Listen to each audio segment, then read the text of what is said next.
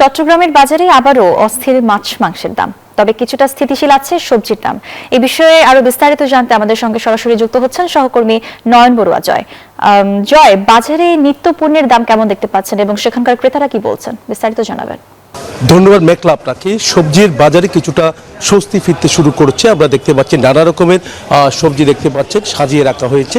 তো সবজির দাম কিছুটা কমেছে, তবে আমরা মাছ মাংসের বাজার এখনো পর্যন্ত অস্থির হয়ে পড়ে আছে।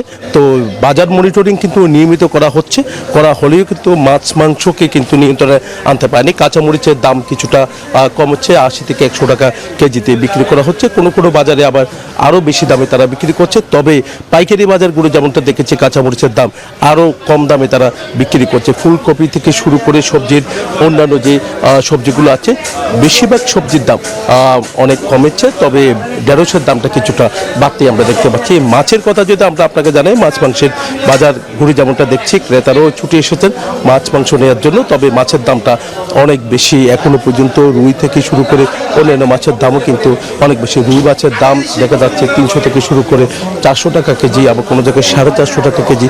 একটু ওজন বাড়লে আরও বেশি দাম তারা চাচ্ছে। তো মাছের পাশাপাশি আমরা একটু মাংসের বাজার দেখিয়েছি, মাংসের বাজারও কিন্তু আমরা দেখছি সেখানে দাম কিন্তু অপরিবর্তিত রয়েছে। এই ছিল আমার এখানকার সর্বশেষ। ফিরে যাচ্ছে স্টুডিওতে মেঘলার কাছে।